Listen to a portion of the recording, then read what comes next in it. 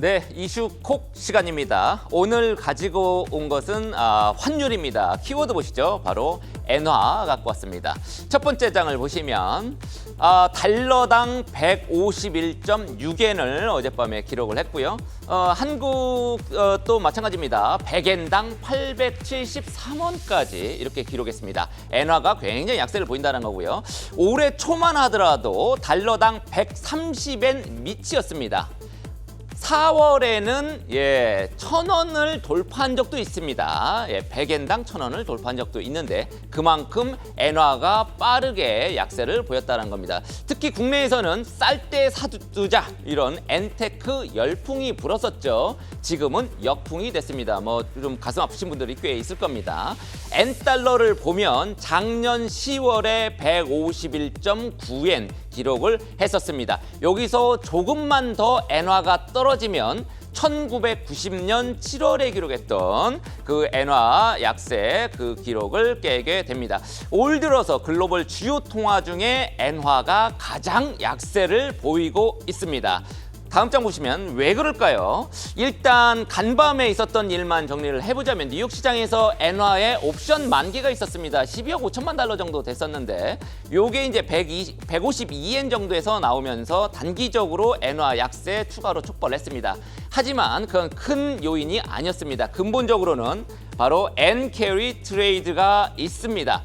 요거는 엔화를 팔고 달러를 매수하는 게 이제 엔캐리 트레이드입니다. 왜 이렇게 엔캐리 트레이드가 많냐? 일본의 기준금리 마이너스 금리입니다. 마이너스 0.1%, 미국은 5.5%이죠. 양국 간의 기준금리 격차만 하더라도 5%포인트가 넘습니다. 그 국채 금리 차도 꽤 크겠죠.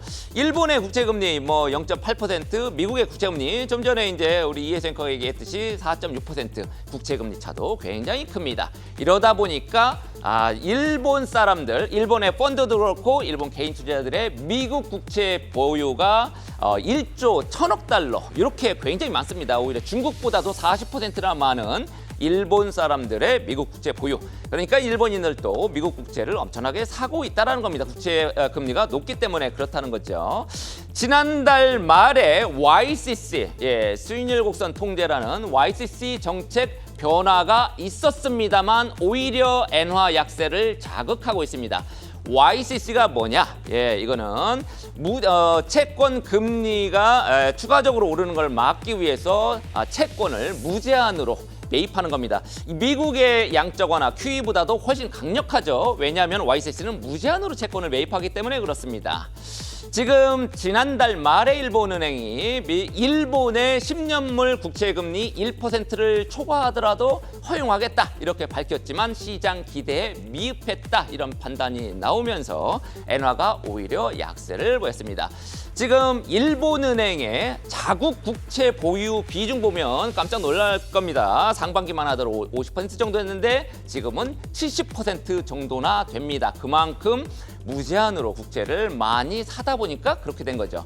금융당국 발등에 불이 떨어졌죠. 급격한 변화는 바람직하지 않다라고 어제 얘기했는데도 불구하고 시장에서는 조금 반신반의하는 분위기입니다. 왜냐하면 일본의 외환 보유액이 꾸준히 감소하고 있기 때문에 한계가 있을 것이다. 이런 판단이 나오는 것이죠. 마지막 보겠습니다. 시장 전망은 어떨까요? 엇갈리죠. 항상 엇갈립니다. 골드만삭스 같은 경우에는 내년 초에는 155엔까지 더 밀릴 거다. 엔화가 더 떨어질 거다. 이런 예측을 내놨는데 내년에는 크게 반전될 것이다. 라는 시장 예측, 이게 더 우세합니다. 결과적으로 지금 일본은행 YCC 수익률 곡선 통제를 포기할 겁니다. 특히 일본의 물가, 수입 물가, 엔화 약세 때문에 수입 물가가 많이 뛰고 있습니다. 우리처럼 자원이 부족한데 에너지 물가 많이 뜨는 게 이제 굉장히 큰 부담이 되겠죠.